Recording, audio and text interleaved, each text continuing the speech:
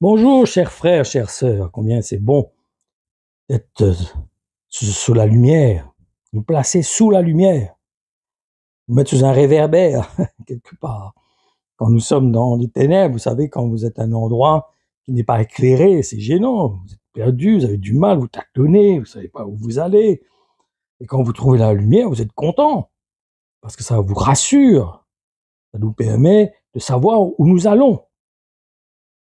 Et le chrétien a besoin de devenir libre. Le chrétien a besoin d'être libéré de tout principe, de tout dogme, de toute religion, de toute doctrine religieuse, de toute emprise, d'une philosophie, d'une compréhension humaine. Mais le but de la nouvelle alliance, c'est que nous soyons conduits par l'Esprit. C'est ce que Dieu veut, que nous soyons conduits par l'Esprit. C'est le but de la mort de Jésus-Christ. C'est afin que le Saint-Esprit puisse être envoyé sur la terre, sur sa création, afin que nous puissions marcher donc par l'Esprit, comme une nouvelle créature, que nous soyons de plus en plus revêtus de Jésus-Christ, que nous marchions sur le chemin. Et pour marcher sur un chemin, il faut qu'il soit éclairé, ce chemin-là. C'est pour ça qu'il dit que ta lumière me rassure, elle est une lampe à mes pieds, une lampe sur mon sentier. Combien c'est important que cette lumière nous rend libres. J'insiste, nous avons besoin de devenir libres. Et au sujet, par exemple, de cette publication, pour savoir si l'Église de Rome a été fondée par l'apôtre Pierre ou l'apôtre Paul, nous avons besoin de considérer l'esprit de l'Évangile, comprendre par l'esprit ce qui est écrit. Et n'oublions pas que Jésus-Christ lui-même a dit cette parole à l'apôtre Paul dans Actes 23, 11.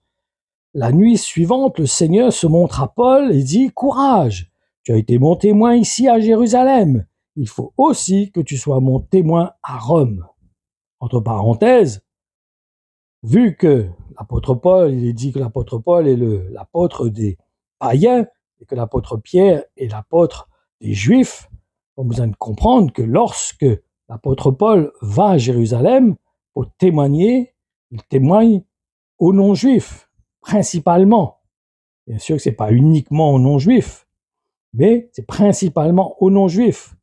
Nous allons voir cela dans ce qui est marqué dans Galates 2, à partir du verset 7 à 10, où il nous dit « Ils se sont rendus compte que l'évangélisation des non-juifs m'avait été confiée au même titre que celle des juifs à Pierre. » Donc là, il rend témoignage quand il vient à Jérusalem. Il ne vient pas pour parler aux Juifs, évangéliser les Juifs. Il vient pour évangéliser ceux qui ne sont pas Juifs.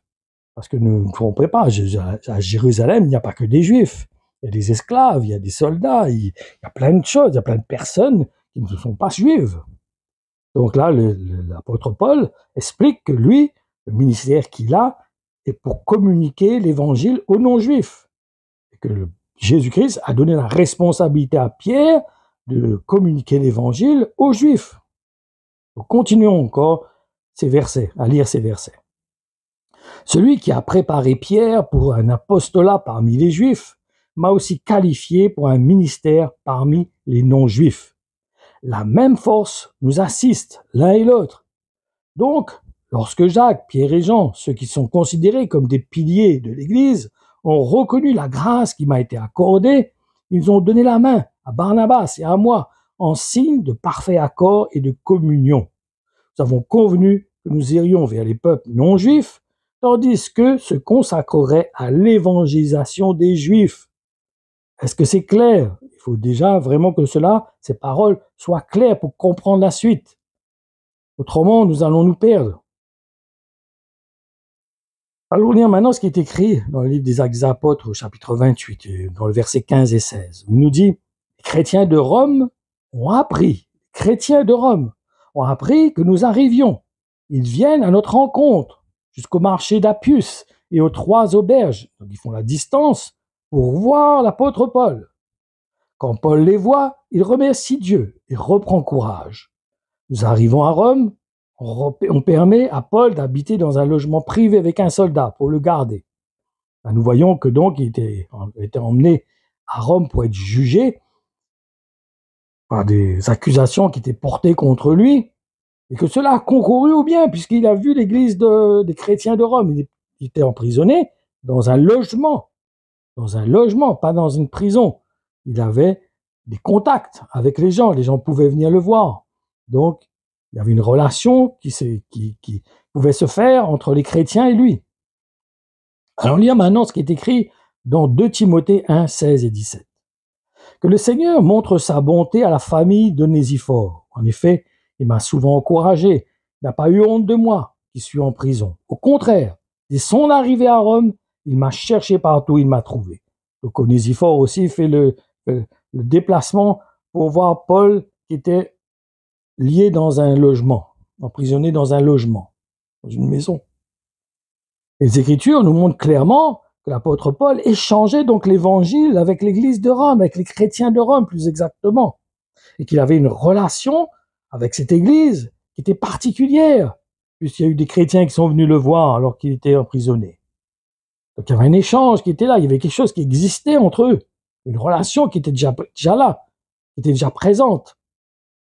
Et donc je me pose cette question, est-ce que l'apôtre Paul peut se contredire quand nous voyons cette relation qu'il a avec avec les chrétiens de Rome, exprimer malgré tout cette parole dans Romains 15, 20, où il dit « Et je me suis fait un point d'honneur d'évangéliser seulement là où le nom du Christ n'était pas encore connu. Je ne voulais en aucun cas bâtir sur des fondations posées par autrui. » Donc comment il peut aller se permettre d'investir l'évangile dans les chrétiens de Rome et en même temps dire cela? Voyons donc, il y a quelque chose qui cloche. Il ne peut pas se contredire, il ne peut pas dire une chose et puis faire le contraire. Donc cela nous montre quelque chose que nous avons besoin de comprendre.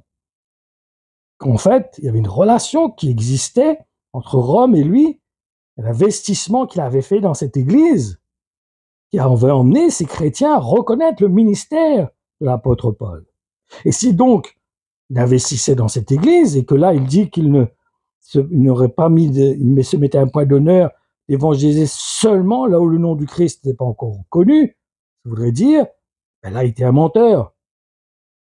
Parce que quelque part, donc là, vous voudrait dire qu'il marche sur la plate-bande d'un autre apôtre qui a établi cette église. Peut-être que cette église a été créée par des chrétiens, l'évangile a été annoncé, et que l'apôtre Paul est venu pour fonder l'église maintenant, pour emmener par l'onction apostolique un fondement dans cette église, les établir sur le fondement de Jésus-Christ. Cela est possible aussi. Mais n'empêche que c'est l'apôtre Paul qui a fondé l'église sur ce fondement de Christ crucifié et ressuscité. Même si peut-être cette église existait. Il faut comprendre la différence. Parce que n'oublions pas l'importance du ministère apostolique. Il ne faut pas négliger cela. Le ministère apostolique est un point prépondérant, capital pour l'édification d'une église, pour l'établir. C'est une onction qui est particulière, qui a été donnée à certains hommes pour établir les églises sur le fondement. Parce que même si l'apôtre Paul a rendu témoignage à Jérusalem et autour de Jérusalem, nous ne voyons aucune lettre, aucun échange avec l'église de Jérusalem. Il est montré que juste il est monté à Jérusalem, qu'il a vu les responsables de l'église pour témoigner de ce que l'évangile qui avait été confié, et qu'il a partagé aussi l'évangile à Jérusalem, mais il n'est pas dit dans l'église de Jérusalem. Il a témoigné aux païens, c'est ce qu'il nous dit dans Galates. Donc, comprenons bien réellement l'esprit qui animait l'église primitive. Parce que la relation donc qu'il avait avec l'église de Rome témoigne qu'il le reconnaissait comme l'apôtre qui est venu établir l'église sur le fondement. Il reconnaissait le ministère apostolique de Paul. Mais bon, on pourrait spéculer longtemps pour savoir si l'église a été fondée par l'apôtre Paul. Mais moi, ce que je vois, c'est que l'église de Rome reconnaissait le ministère de l'apôtre Paul. C'est ça qui est le point fondamental. C'est ça qui est important, que nous avons besoin de saisir. C'est pas l'apôtre Pierre. Pierre n'est pas venu. Si nous comprenons vraiment l'esprit dans lequel j'ai communiqué, nous pouvons que constater que le Paul ne serait pas permis de venir fonder, emmener sa contribution apostolique dans cette église. C'est ça que nous avons surtout besoin de saisir. Voilà, que le Seigneur vous bénisse qui vous encourage, que nous puissions réellement comprendre l'esprit de l'Évangile et réellement comprendre les choses par l'esprit surtout. Il n'y a aucun dogme, aucune religion, aucun principe, aucune philosophie, aucune doctrine autre que l'Évangile qui puisse nous emmener à nous troubler, à nous emmener à nous empêcher d'entendre la voix de l'esprit. C'est ça surtout que nous avons besoin de saisir. Comprendre l'esprit qui animait l'Église primitive. Père, nous te rendons grâce pour ta parole, rendons grâce pour le Saint-Esprit que tu as mis en nous, que tu as fait habiter en nous, qui nous éclaire, qui illumine les yeux de notre cœur, qui nous emmène à marcher dans la vérité, dans la lumière. Nous voulons marcher dans la lumière. Merci Père de nous faire marcher dans la lumière, car ta parole est une lampe à nos pas, une lumière sur notre sentier.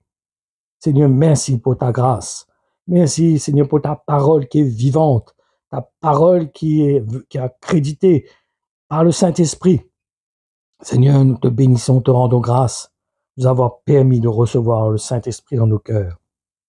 Et aide-nous à de plus en plus devenir libres de tout principe, de toute intelligence, que nous soyons comme des petits-enfants à recevoir ta parole par l'Esprit. Te bénissons, Père, au nom de Jésus. Amen.